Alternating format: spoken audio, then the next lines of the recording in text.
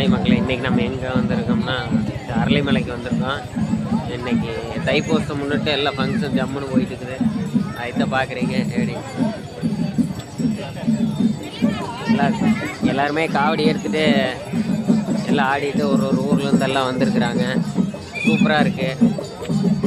அப்படியே போயிட்டுருக்குறோம். பாருங்க,